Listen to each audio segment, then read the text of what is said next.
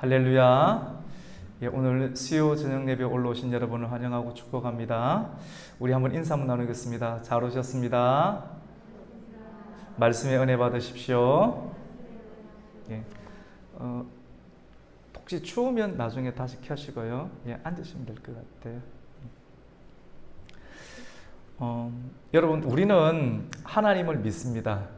여러분, 하나님 믿으십니까? 하나님을 우리가 믿는데 하나님이 우리 눈에는 보이지 않는데 어떻게 하나님을 믿습니까? 하나님을 믿는다는 것은 눈에 보이지 않는 하나님, 그 하나님께서 분명히 살아계시는데 하나님께서 우리에게 주신 말씀이 있습니다. 그 말씀을 하나님께서는 그대로 지키고 계시고 약속으로 우리에게 주시면서 그 약속을 신실하게 변개치 아니하고 이 땅 가운데 계속 행하시는 것을 우리가 보면서 하나님의 살아계심을 우리가 믿게 됩니다. 그러니까 우리는 하나님을 믿는다는 것이 하나님의 약속의 말씀을 믿는 것이다라고 볼 수가 있습니다. 그런데 하나님께서 우리에게 주신 약속의 말씀을 우리가 어기게 되면 그것을 두고 하나님을 믿지 않는 것이다. 그리고 하나님의 약속을 어기는 것으로 인해서 죄를 범하는 것이다라고 볼 수가 있게 됩니다. 언약을 깨뜨리게 되면 그리고 죄를 범하면 그것에 대한 형벌과 또 대가가 나타나게 되는 것을 우리가 보게 됩니다. 오늘 말씀 가운데 보면 이 사무엘하 21장의 그런 내용인데 눈에는 드러나지 않았지만도 하나님의 언약을 사람이 깨뜨림으로 말미암아 그것에 대한 하나님의 그 공의를 드러내시는 그런 장면들을 보게 되는데 그것이 기근의 문제로 드러나게 되는 것을 보게 됩니다. 성경에도 보면 하나님께서 하늘의 문을 닫으심으로 말미암아 아무리 사람이 씨앗을 땅에 많이 심고 물을 주고 잘 가꾼다 할지라도 하늘에서 비가 내리지 아니하면 비를 내리시는 분은 하나님이신데 하늘에서 비를 내리지 아니하면 사람의 수고가 헛되게 되는 것을 우리가 보게 됩니다. 예를 들어서 엘리야의 시대 가운데 하나님의 사람들이 하나님께서 기뻐하는 일들을 행하지 아니고 우상을 섬기게 되었을 때 하나님께서는 하늘의 문을 닫으셨어요. 하늘의 문을 닫았다는 것이 하늘의 비를 닫으셨는데 몇 년 동안 닫았습니까? 3년 6개월 동안 매우 오랫동안 닫게 되었죠. 우리가 한 달만 예를 들어서 우리가 월급을 받지 못해도 얼마나 힘들게 됩니까? 근데 3년 6개월 동안 하늘의 문이 닫히게 되면 이루 말할 수 없는 그 곤고한 상황이 나타나게 되는 것을 우리가 보게 됩니다. 오늘 사무엘하 21장 말씀 매우 좀 특별한 내용인데요. 하나님께서 다윗의 때 가운데 다윗의 때에 하늘 문을 3년 동안 닫으신 내용들을 기록을 하고 있습니다. 3년 동안의 기근의 문제는 왜 일어날까요?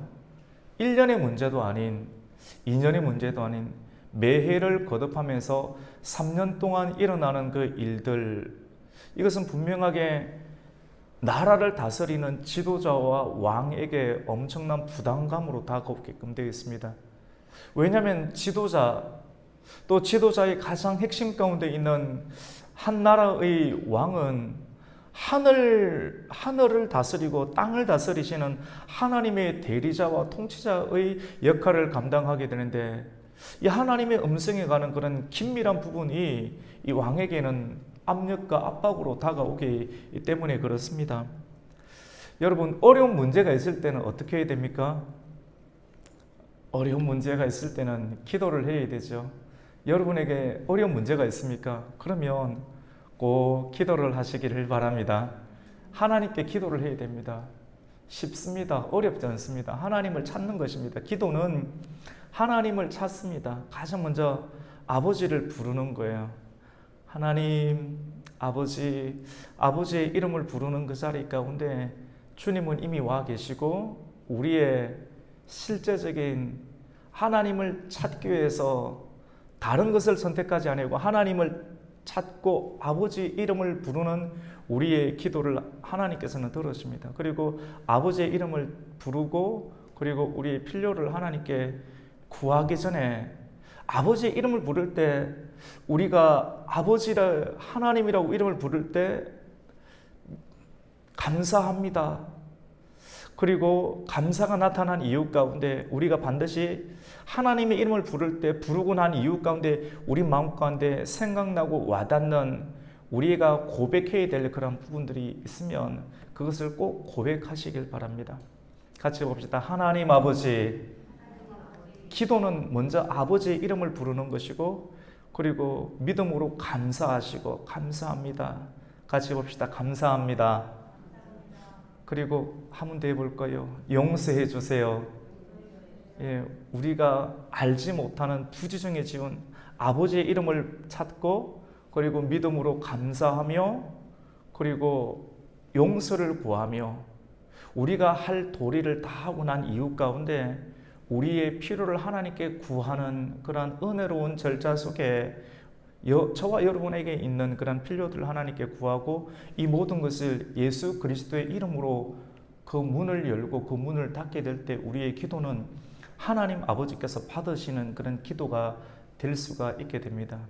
다윗은 3년간의 그런 기근의 문제로 나라 전체가 너무나도 공황 상태에 빠지게 되었을 때 그때 이런저런 여러 가지 시도를 하는 것을 멈추고 가장 빠르게 하나님 아버지께 나아가서 주님의 이름을 찾고 부르면서 기도하는 다윗의 모습을 보게 됩니다. 그러면 하나님께서 응답을 해주십니다. 하나님 아버지께 나아가서 기도했을 때 응답을 해주시는데 그 응답이 아주 특별한 응답이 나타나는 것을 보게 됩니다. 다윗의 때에 다윗이 보기에는 나는 특별한 죄를 지은 것 같지 않은데 하나님의 은혜 가운데 나라를 잘 이어받고 그리고 나라의 기초를 잘 세우고 가는데 왜 갑자기 실질적으로 사무엘하 21장이라는 형태 가운데 기록이 되어 있지만 오늘 본문의 상황은 다윗이 제2스라엘의 1대 왕이었던 사울 왕이 죽고 난 이후 그리고 다윗이 등극한 다윗의 왕정 초기 가운데 일어난 상황이다라고 볼 수가 있게 됩니다. 나름대로 열심히 하고 신실하고 그리고 공의롭게 나라의 정사를 펼치는데 왜 나라에 기근의 문제가 생기는가?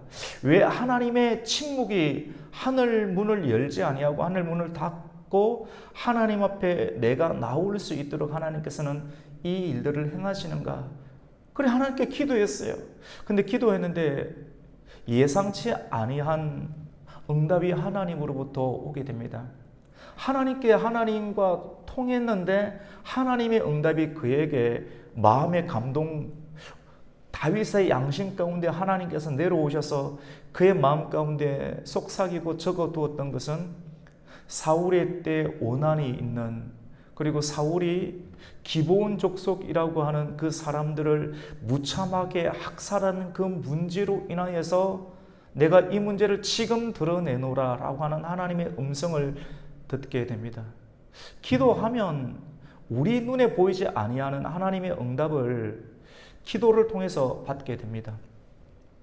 다윗과 상관이 없는 일, 하지만 다윗이 한 나라의 책임자고 지도자고 대표였기 때문에 그에게 이 문제를 해결하고 풀 수 있도록 하나님께서는 기근이라고 하는 문제를 통하여서 나라 전체의 문제를 풀어나가는 하나님 일들을 행하는 것을 보게 됩니다. 우리 그 말씀을 한번 볼까요? 21장 1절 말씀을 한번 읽겠습니다. 시작.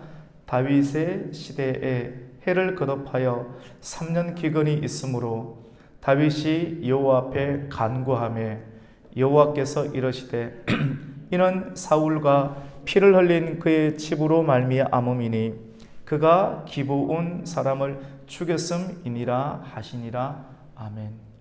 여러분, 사울이 기브온 사람을 죽였다는 내용이 성경에 기록되지 않았습니다. 없어요. 없는데 완벽하게 성경도 숨기고 하나님의 눈도 속였다라고 생각하면서 그 일들을 이렇게 했는데, 많은 사람들은 알았지만 역사 가운데 그것을 지필하지 않았는데, 그래서 넘어갈 줄 알았는데 하나님께서는 그 일들을 드러내게 되는 것을 보게 됩니다. 이것이 왜 이렇게 중요한 상황이라고 하느냐 하면, 사울이 하나님의 언약을 깨뜨렸기 때문입니다.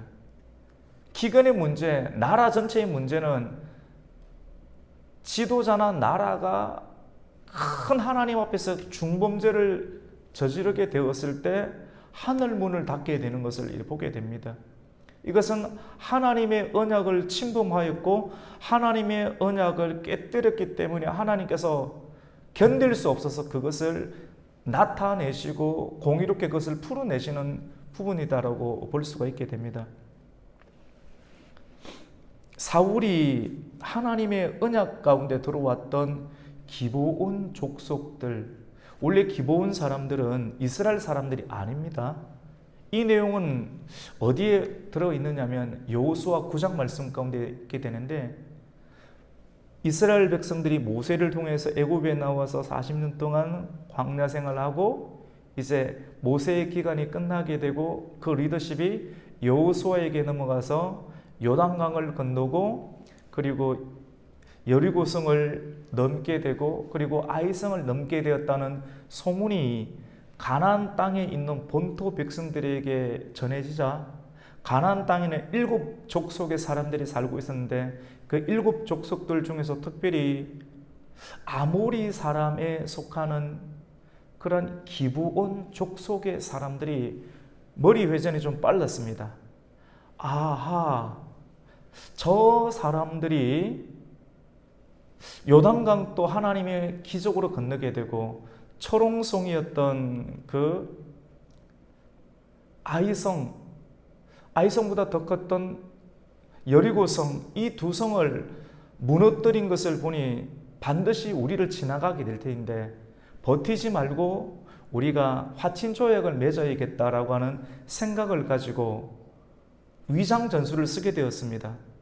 그들에게, 이스라엘 백성들에게 있어서 진멸의 대상은 그 땅에 살고 있는 백성들이었는데 가만히 있게 되면 다 죽게 되니까 이 기브온 족속이 위장 전술을 줘서 멀리서 이동하는 그러한 유랑하는 족속의 모습으로 변장을 굉장히 순식간에 해서 여러분들의 소식을 들었고 여러분들과 하친 조약을 맺기 위해서 우리 족속 자체가 굉장히 먼 거리에서 여러분들에게 줄 빵을 제공하고 포도주를 제공하기 위해서 왔습니다. 그리고 먼 거리에서 왔기 때문에 준비하였던 그런 빵과 떡이 곰팡이가 피게 되었지만도 이거라도 잡수십시오라고 화친 조약을 맺는데 겉으로 보니까 그것이 맞는 거예요. 신발도 허름한 신발을 멀리서 여행하게 됐던 모습을 보게 되니까 그러한 위장 전술에 넘어가서 여호수아와 이스라엘의 군대가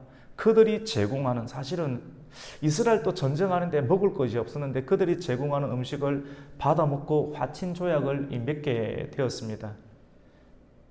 여러분 신기하지 않습니까? 이스라엘의 실수로, 하나님의 지도자인 여호수아와 이스라엘의 실수로 그 사람들과 화친 조약을 맺게 되어서 마치 이스라엘의 사람들과 같은 언약의 백성으로 기브온 족속이 편입되게 되었는데, 우리는 잘해야지만이 된다고 생각하는데, 그리고 하나님의 이름으로 맹세해버렸습니다. 화친 조약을 맺겠다라고.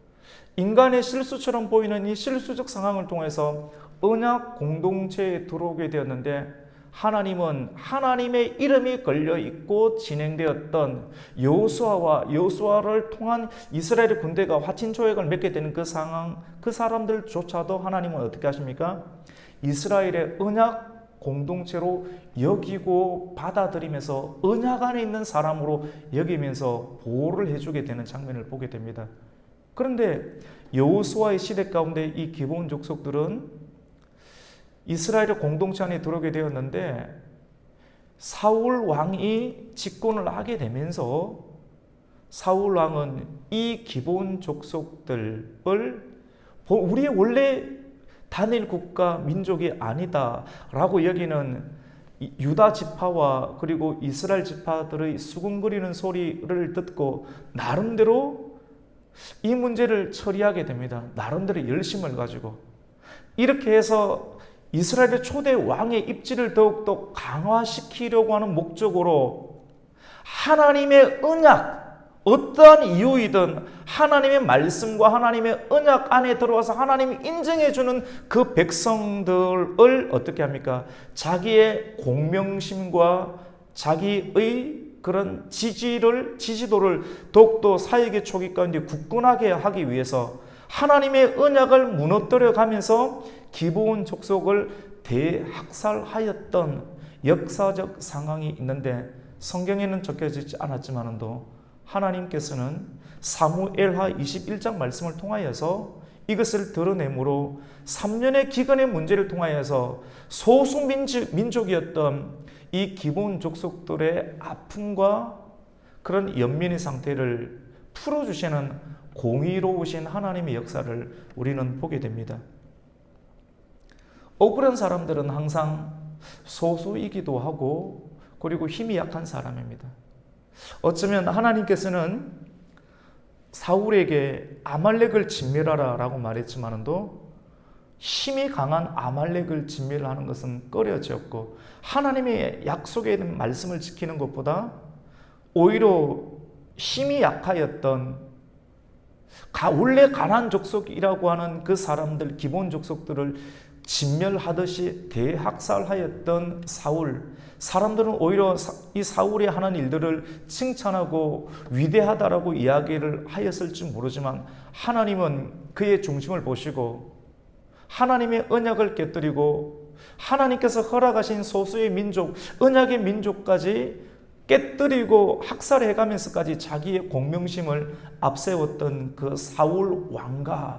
사울과 사울 왕가의 일들을 사울이 죽은 지가 언제입니까? 한참이 되었는데 다윗의 때 가운데 그것을 드러내어서 오늘 본문 가운데 기록하고 있는 것을 보게 됩니다. 하나님의 섭리 그리고 죄를 행하고 악을 행한 것에 대한 하나님의 응징은 우리 때는 지나갔구나, 하나님은 잊어버렸구나, 아무도 알지 못하구나 라고 여기지만 하나님의 그 행하심은 실질적으로 소수의 사람들이 학살당하고 억울한 아픔을 가지고 있는 그 사람들은 억눌린 채로 살아가는데 말하지도 않아요. 성경 어디에도 기브온 족속이 이 문제에 관해서 데모를 하거나 거론했다는 장면이 없습니다. 왜냐하면 그렇게 해보았자 오히려 살아있는 정권 가운데 또 눌리게 되고 핍박을 받기 때문에 오히려 입을 닫고 근데 하지만 속마음이 눈물을 흘리고 있는 것이죠. 다윗의 때 가운데 하나님께서는 하늘 문을 닫으시면서 하늘 문을 닫았으니까 다윗에 대한 전체적인 압박이 만들어지게 되고 이 문제를 하나님께 기도하는 다윗의 모습으로 하나님 섭리를 이끌어가는 거예요.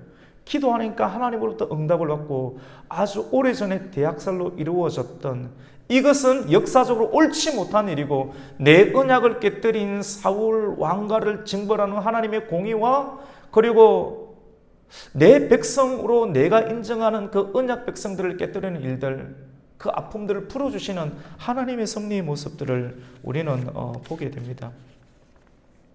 성경에 보면 이것을 두고 사울의 열심이라고 합니다. 열심을 우리가 가지는 것은 매우 중요합니다.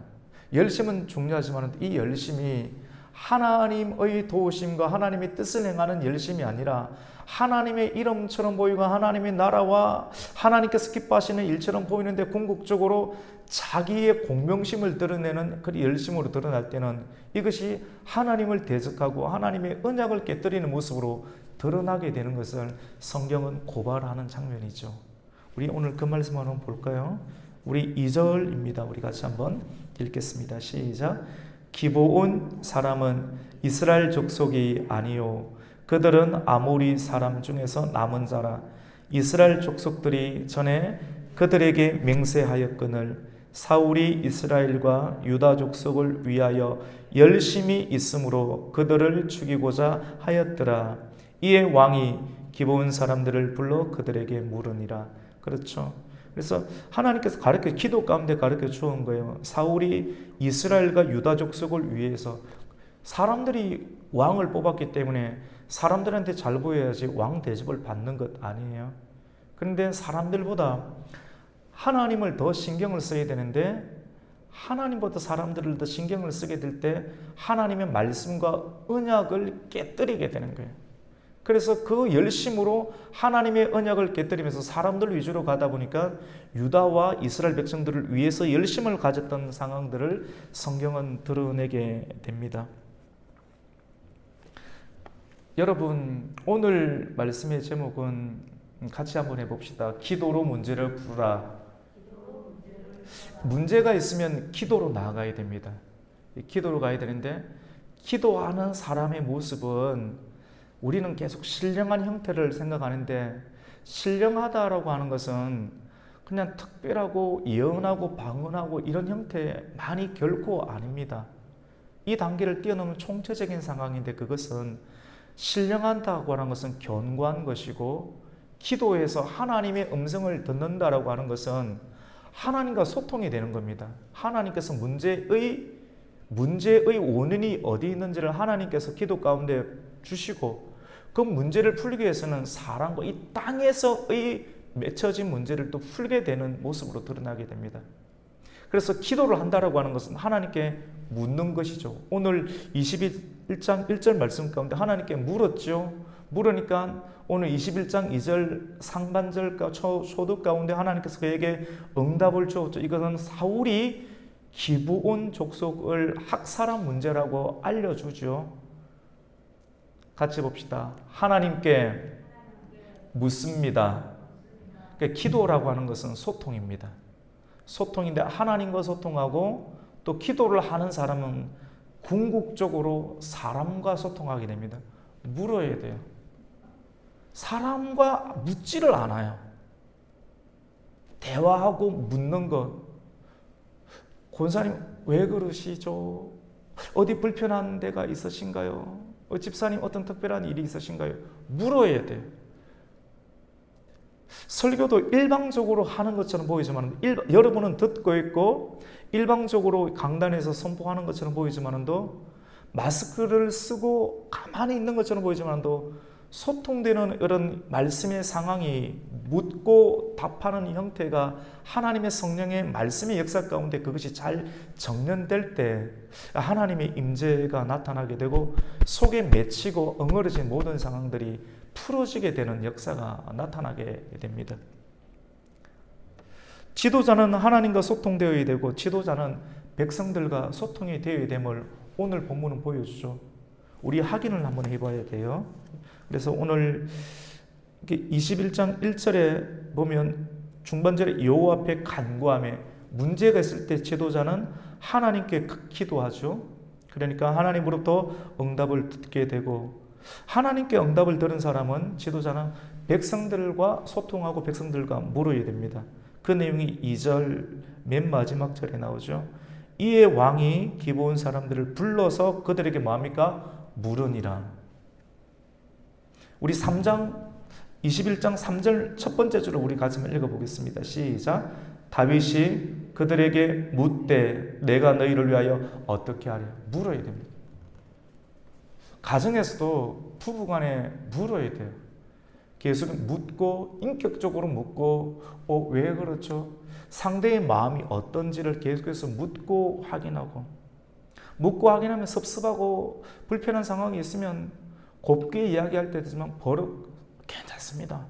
오히려 시끄러운 가정이 절대로 안 깨어집니다. 오래 갑니다. 말 없지 않습니까? 아무 말 없잖아요. 언제 깨어질지 모릅니다. 계속 묻고 문제가 있을 때 묻고 답하고 중요한 것은 계속 찾아가는 거예요. 하나님께 기도하는 사람은 수평적인 관계 가운데 가정에 있든 아니면 직장에 있든 자녀의 관계이든지 계속 묻게 됩니다. 대화가 단절이 되면 그때부터는 큰일이 일어나게 되는 상황이라고 볼 수가 있습니다. 그래서 우리가 성경 말씀을 통해서 우리가 은혜를 받는 것은 굉장히 정상적으로 변화가 되는 신비적으로 이상한 상태로 산에 올라가는 것이 아니라 우리를 하여금 하나님께서 노아처럼 특별히 산에 가서 방주를 지어라 그런 사명을 받으신 분들은 아주 소수이실 겁니다. 그런 사람들은 산에 가시면 돼요. 그 나머지 대부분 사람들은 이 땅 가운데 하나님께서 소금의 역할로 빛의 역할로 감당하게끔 하시기 때문에 굉장히 정상적인 형태로 우리가 대화를 시도하고 그 대화를 통해서 하나님의 뜻을 이루어가는 것을 우리가 보게 됩니다. 다윗은 여러분 오늘 말씀이 아주 기가 막혀요.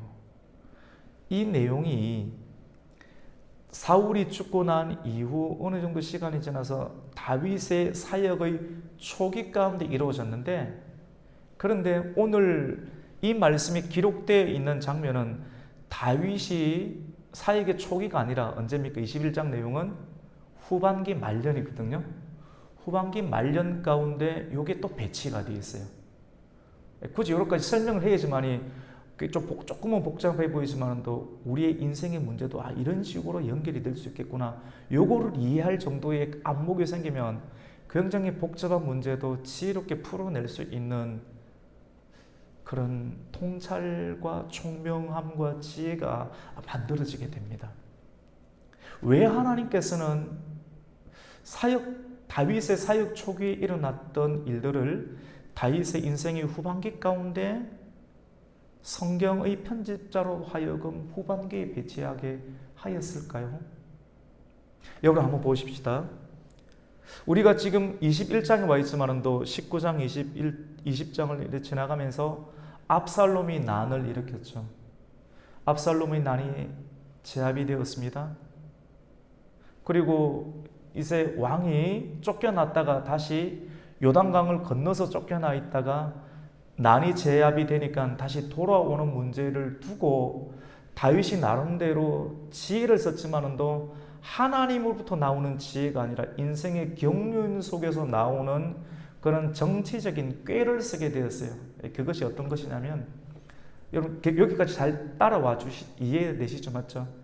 완벽한 하나님의 음성으로 행하는 일들이라기보다는 지금까지 인생의 산전수전 또는 공중전 또는 우주전 정도를 겪으면서 경험한 정치적인 어떤 기술로 자기가 다시 왕궁으로 들어가는 일들을 계획하게 되는데, 자기는 유다 지파 사람이고 그리고 압살롬에게 표를 찍어서 자기가 쫓겨나게 된 대부분의 상황은 이스라엘의 지파 사람입니다.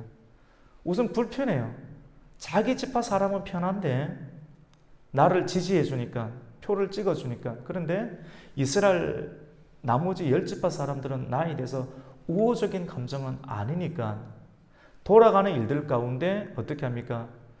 이스라엘 유다 지파 위주로 해서 돌아가게끔 만들고 이스라엘 지파 전체적인 사람들은 다 참여하지 못하는 형태로 만들어버립니다.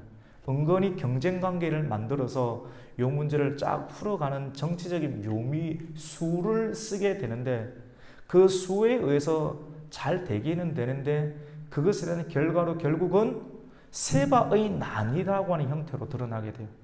머리를 쓴 만큼 머리가 아파오는 일들이 있습니다. 항상 나는 놈 위에 뛰는 놈이 있습니까? 뛰는 사람 위에 나는 사람이 있습니다. 머리 쓰면 자기보다 머리 좋은 사람이 콕 찌르는 것을 우리는 반드시 경험하게 됩니다. 그래서 저는 머리가 그렇게 좋지는 않지만 어느 정도 보이는 상황 가운데서도 가능한 머리를 쓰려고 하는 것보다 싫더라고요. 역으로 돌아오는 것이 싫어서 머리를 안 쓰고, 이거는 진심입니다. 그러니까 별로 겁나는 것이 있어서 쭉 나가지는 것을 보게 돼요. 은혜로운 탱커처럼 쭉 나가는데 다 적절하게 진압이 되면서 가시는 것을 보게 돼요. 왜냐하면 하나님이 도우심인 것 같아요. 자기가 머리를 쓰면 머리를 쓴 만큼 또 걸려요. 걸리는데 머리를 쓰지 아니하고 하나님께 기도하고 간구해서 주시는 하나님의 담대함으로 쭉 해나가면 장애물이 있어도 장애물이 길을 비키고 지나가게 되는 하나님의 역사를 보게 됩니다. 이렇게 사는 거구나. 요걸 또 전달해 드리고, 이런 눈빛, 이런 관계, 이런 장애물을 걷어내고 해결하는 그런 상황들을 설교해야 되겠다라는 그런 마음이 있습니다. 성경을 통해서. 근데 다윗은 이렇게 압살롬의 난을 진압하고 세바의 난을 진압하고 난 이후 가운데 나름대로 정치적인 경륜 가운데 되는 사람, 맞는 사람, 힘을 알게 돼요. 사람이 고생을 많이 하게 되면 세력과 힘을 형성할 수 있는 근간이 생기게 되죠. 근데 그것만큼 또 피곤해집니다. 어느 정도 어느 누구도 다윗에 대해서 손댈 수 없는 상전수전 공중전을 겪었기 때문에 손댈 수 없는 정치를 펼 수 있는 상황이 다윗에게는 만들어졌는데 그때 상황 속에 하나님은 성경의 편집자를 통하여서 여기까지 이해되십니까? 다윗의 사역 초기에 일어났던 상황을 다윗의 후반기적 상황 가운데 이걸 딱 집어넣습니다. 사울이 했던 일들을 다윗도 하고 있는 거예요. 사울이 유다와 이스라엘의 열심이었더라고는 말이 있죠. 사울이 했던 그런 모습들이 인생의 경륜 가운데 후반기 가운데 압살롬의 난과 세바의 난을 진압하고 난 이후의 모습들을 통해서 다윗이 이런 식으로 힘 있는 사람 위주로 교회를 이끌어 나가려고 하고 되는 사람 위주로 하나님 나라를 이끌어 가려고 하는 힘을 알아버린 거거든요. 사람은 힘을 하면 거기서 중독돼서 못 빠져나와요. 그때 이런 상황 속에서 하나님은 어떻게 섭리하시는가? 하늘문을 닫아버립니다. 하늘문을 닫아버리면서 다윗에게도 경고하시는 거예요. 네가 하나님의 사람이지만도 네가 이 자리에 올 수 있었던 것도 사울이 하나님의 언약을 깨뜨리기 때문에 오게 되었는데 네가 지금 하고 있는 모습도 하나님의 이름으로 하는 것처럼 보이지만도 하나님의 언약을 깨뜨린다. 기브온 족속, 너는 유다 사람들 중심으로 나라를 이끌어 가려고 하지. 그거 아니야. 기브온 족속, 소수민족, 힘이 없고 연약한 사람들, 아무 말 하지 않는다고 그 사람들이 말하지 아니할 것 같아? 세상에 짓눌리고 힘이 없어서 가만히 있지. 하나님은 과부와 나그네와 그리고 고아와 같은 어린아이, 흔히들 사람들은 이걸 사회적 약자 100% 합당한 용어는 아닌 것 같아요. 100%는 아닙니다. 보편적으로 이렇게 저도 쓰기는 하지만도 이러한 사람들에게도 대변자가 된다라고 하는데 그거를 하나님 드러내는 거예요. 무엇으로요? 하나님의 침묵으로.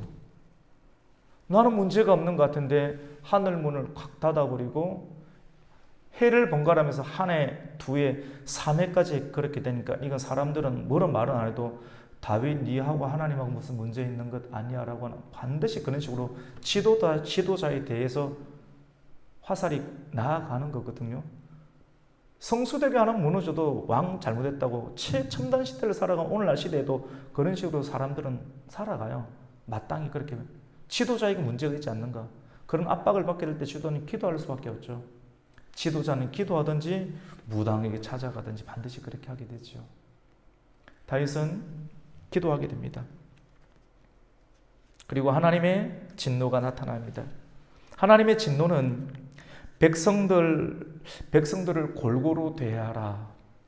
골고루 대하지 않는 다윗의 불공정한 태도. 하나님의 나라는 세상 나라들처럼 어느 정도 학식 있고 힘 있는 사람들 위주로 경영하지 마라. 경영이 아니라 목양이다. 경영이 아니라 목양이다. 다윗의 그 불공정한 태도 그리고 지역적인 정치에 소외된 기브온 족속과 같은 사람들의 속 중심에 있는 것을 하늘 문을 닫는 것으로서 드러나게 만들고 만약 기브온 족속들이 대물을 했으면 그 사람들 처벌했겠죠. 근데 그 사람은 입을 꼭 다물고 티도 안 내고 있는데 하늘 문을 닫고 다윗이 기도했을 때 하나님의 음성을 듣고 그가 기브온 족속에게 찾아가서 내가 너희들을 위해서 어떻게 사죄할 수 있는가 라고 마음이 겸허해집니다. 우리 3절 말씀 한번 읽어보겠습니다. 같이 3절을 읽습니다. 시작. 다윗이 그들에게 묻되 내가 너희를 위하여 어떻게 하랴? 내가 어떻게 속죄하여야 너희가 여호와의 기업을 위하여 복을 빌겠느냐 하니. 약자 사람들이 머리가 더 잘 돌아갑니다. 많이 짓밟혀 봤기 때문에 힘에 대해서 어떻게 대응해야 될지 그들은 더 세밀합니다. 모세일관처럼. 이렇게 나오니까 그때서야 비로소 속에서 막 울분을 터뜨리는 단계까지 안 가고 지혜롭게 한 단계를 더 거쳐요. 성경은 아주 세밀합니다. 우리가 보기보다. 한 단계를 거치게 되는데 어떻게 이 문제는 물질의 문제가 아니다. 은금으로 해결할 수 있는 그런 문제가 아니다. 그렇다고 우리가 힘이 있어서 우리에게 한이 있고 억울함이 있는데 그 억울함, 그 사울의 사람들, 그 악한 사람들을 우리가 죽일 수 있는 그런 부분들도 아니다 라고 하면서 질문하는 그 사람으로 하여금 재차 질문하여서 자기의 일들을 받아들이게끔 하는 형태로 이런 사람들 리더십이 더 있는 것 같아요. 구사하게 되는데요. 우리 한번 볼까요? 우리 4절 말씀을 함께 읽겠습니다. 시작. 기브온 사람이 그에게 대답하되 사울과 그의 집과 우리 사이의 문제는 언검에 있지 아니하오며 이스라엘 가운데에서 사람을 죽이는 문제도 우리에게 있지 아니하니이다 하니라. 왕이 이르되 너희가 말하는 대로 시에. 여러분, 여러분의 가정과 자녀와 남편, 예수를 믿게 하는 방법들을 하려고 하면 이런 식으로 해야 돼요. 지혜로워야 돼요. 한번 기회가 주어진다 가지고 속에 있는 거 확 다 이야기 하지 말고 에스더처럼 차근차근 풀어낼 수 있는 끈질긴 인내와 지금까지 참았던 인내들 속에 만들었던 안에는 울분이 있고 화가 있겠지만도 그런 부분들을 찬찬히 풀어내어서 여러분이 정말 원하는 것들을 이끌어낼 수 있는 단계로 지혜롭게 풀 수 있는데 여성에게는 지혜가 있어요. 이런 모습들을 여러분 한번 사용을 해보세요. 그래서 다윗으로 하여금 어찌할 줄 모르게 만들며 다윗으로 하여금 내가 네가 원한 대로 하게끔 하겠다라고 한 상태로 이 사람들을 만들어 버립니다. 그러니까 5절에 보면 그들이 왕께 아뢰되 우리를 학살하였고 또 우리를 멸하여 이스라엘 영토 내에 머물지 못하게 하려고 모해한 사람. 6절 우리 같이 읽습니다. 시작. 자손 7사람을 우리에게 내주소서. 여호와께서 택하신 사울의 고을 기브아에서 우리가 그들을 여호와 앞에서 목매어 달겠나이다 하니 왕이 이르되 내가 내주리라 하니라.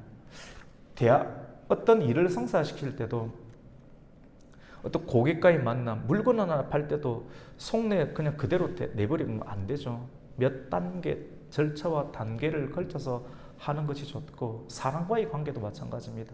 이것이 영적인 세계의 원리라고 볼 수가 있게 됩니다. 우리가 오늘 이 말씀을 통해서 우리가 발견하게 되는 중요한 내용은 문제가 생길 때 문제 해결을 돈으로만 해결하려고 해서는 안 된다고 하는 것입니다. 은금의 문제가 아니라는 것이죠. 돈은 중요하지만도 돈보다 더 중요한 하나님의 약속을 깨뜨리고 약속을 깨뜨린 것에 대한 하나님의 공의 그리고 깨뜨림을 당하였던 그 우울함의 문제는 돈의 문제로 그것을 풀 수 없음을 우리가 발견하게 됩니다. 많은 사람들이 그럼 얼마 줄게 돈으로 해결하려고 하는 사람, 그런 사람처럼 무섭고 그런 사람처럼 피해야 될 사람이 없는 거죠. 가장 중요한 것은 우리 자신에 대해서 얼마나 인격적으로 대우해 줄 수 있는가가 중요합니다. 여러분, 하나님은 저와 여러분이 믿는 하나님은 인격적인 분이십니다. 여러분 믿으십니까? 오늘 두 가지를 정립해 가세요. 여러분이 믿는 하나님은 왜 인격적인 분인지 아십니까? 저는 인격적인 것을 두 가지로 정의하고 싶습니다. 첫 번째로는요, 인격적인 분은 같이 해봅시다. 대화가 가능합니다. 대화가 가능해요. 비인격적인 사람이나 신은 대화하지 않습니다. 일방적입니다. 대화가 가능해요. 그래서 주기도문해요. 주님과 대화를 해요. 문제가 있을 때 하나님께 나아가면 하나님 알려주시고요. 그리고 하나님을 믿는 사람은 대화가 가능해야 됩니다. 인격적인 것은 대화가 가능하고 또 하나의 인격적인 것은 같이 봅시다. 약속을 지킵니다. 언약을 지키는 거예요. 끝까지 언약을 지키는 거예요. 약속 안에 우리 살잖아요. 약속을 지키려고 최선을 다하고 혹시 못 지켰으면 미안하다 그러고 그것에 대해서 변명을 하든지 뭘 하든지 시도를 하면서 내가 잘못했다는 것을 드러낼 때 상대편은 마음이 누그러지는 거 아니에요? 맞죠? 그러니까 하나님을 알아간다는 것은 우리가 얼마나 약속을 잘 못 지키고 대화를 할 줄 모르는 이런 부분들을 말씀과 기도를 통해서 하나님을 알아가는 만큼 우리가 인격적인 사람으로 변화되는데, 그 인격적이라고 하는 것은 말을 천천히 하고 또박하고 이런 것이 아니라, 이런 표면적인 기술이 아니라 대화가 가능하고 대화하면 마음이 편안해지고, 수가 성령이 또 예수님과 대화해서 우울증이 치유된 것 아닙니까? 약을 먹어서 치유가 되겠지만 하나님의 언약의 약, 신약과 구약이 되시는 예수 그리스도의 약을 대화를 통해서 먹게 되면 영혼의 우울증이 치유가 돼요. 상한 마음이 치유가 돼요. 그리고 그 약속 가운데 참 계속 약을 먹는 거죠. 하나님의 약을 계속 먹고 내가 약의 사람이, 약 파는 사람이 돼요. 말씀 전하는 사람이 돼요. 그 약을 팔아요. 모두에게 파는데 돈 안 주고 팔아요.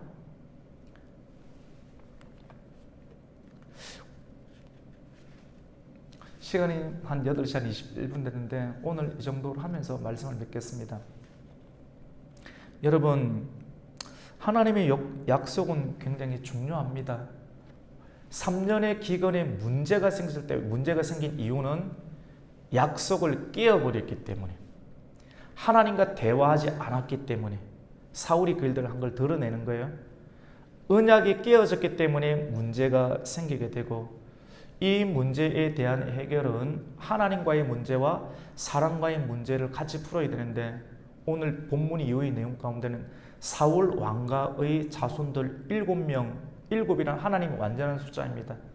이 문제가 풀어지기 위해서 7명이라고 하는 사람의 형태로 드러나지만 그 문제를 내어주고 성경에 있는 율법, 구약시대 율법적 상황대로 목매달아 죽게 함을 통하여서 죽은 이웃 가운데 하늘에 문이 열리고 그 땅에 비가 내리게 되는 하나님의 역사를 보게 됩니다. 이 문제를 또 윤리적으로, 도덕적으로 우리가 설명하면 좀 긴데요. 우리가 짧게 하면서 오늘 말씀을 통해서 정리를 하면, 하나님의 공의, 약속을 깨뜨리지 말자. 그리고 하나님의 공의는 반드시 소수의 입장도 대변해 주시는 하나님의 공의로 드러나게 되는 것. 그리고 우리가 충분히 시간상 다루지 못하였지만도 다윗이 내어주게 되죠. 이런 문제 때문에 사울의 왕가에 속하는 사울의 손자, 우리가 잘 모르는 7명의 사람들을 내어주게 되는데, 이 상황 속에 들어가는 그 자녀의 어머니는 눈물로서 호소하게 되는데, 그 눈물의 호소와 그 상황들이 성경 가운데 기록되어 있는데, 이 부분까지도 다윗이 애절함과 따뜻함과 사랑을 가지고 사울 왕가의 묘지 가운데 묻어주게 되는 사랑의 모습을 보게 됩니다. 원래 저주에 달린 사람은, 나무에 매달린 사람은 까마귀나 독수리가 와서 다 뜯어먹도록 내버려 두는데, 그의 의미가 독수리나 새들이 와서 뜯어먹지 못하도록 끝까지 쫓고, 우리의 형벌로 인해서 나라 전체에 문제가 생겼으니 그것을 아픔으로 감당하지만도, 받아들이지만도 어머님의 입장에서 자녀를 끝까지 생각하는 그 상황을 성경은 드러내고 있고, 이 상황을 보는 다윗도 은혜로운 연민 가운데, 원래는 형벌은, 저주의 형벌은 시체를 장사 지내지 않습니다. 하지만 그 시체를 내려서, 비가 내려서 하나님께서 저주를 풀으시는 그 은혜, 그 상황을 통해서 그 시신을 사울 왕가의 묘실에 장사 지내게 되는 사랑. 성경은 하나님의 공의와 하나님의 사랑을 오늘 21장 말씀을 통해서 함께 드러나게 되는 것을 보게 됩니다. 우리 그 말씀 한번 읽고 마칠 수 있도록 하겠습니다. 우리 마지막 13절과 14절을 읽겠습니다. 시작. 다윗이 그곳에서 사울의 뼈와 그의 아들 요나단의 뼈를 가지고 올라오매 사람들이 그 달려 죽은 자들의 뼈를 거두어다가 사울과 그의 아들 요나단의 뼈와 함께 베냐민 땅 셀라에서 그의 아버지 기스의 묘에 장사하되 모두 왕의 명령을 따라 행하니라. 그 후에야 하나님이 그 땅을 위한 기도를 들으시니라. 아멘. 오늘 말씀 가운데 사랑이 있고 공의가 나타나게 됩니다. 오늘 12월 첫 주간을 보내고 있는데요. 오늘 이 말씀을 통해서 우리가 마지막 한 해를 정리하는 이 시점 가운데 사무엘하 21장 말씀을 은혜로운 하나님의 편집자의 상황 속에서 우리가 이 말씀을 대하면서 혹 우리 안에 발견되지 못했던 하나님의 언약을 깨뜨렸던 내 문제이든지 나의 가족의 문제이든지 다윗이 죄지은 거 아니잖아요. 사울의 문제인데 자기가 대신 중보의 상황으로 이 문제를 풀어내는 어떤 상황으로 드러났던 것처럼 12월이 한 달을 가기 전에 우리 안에 있는 연약함들, 하나님의 언약을 해치는 일들이 있었다면 그 문제를 은혜와 지혜로 잘 마무리하여서 더욱더 희망찬 새해를 준비할 수 있고 도약으로 나아갈 수 있는 그러한 발판이 되는 12월을 보낼 수 있기를 예수님의 이름으로 축원합니다. 아멘. 하나님 아버지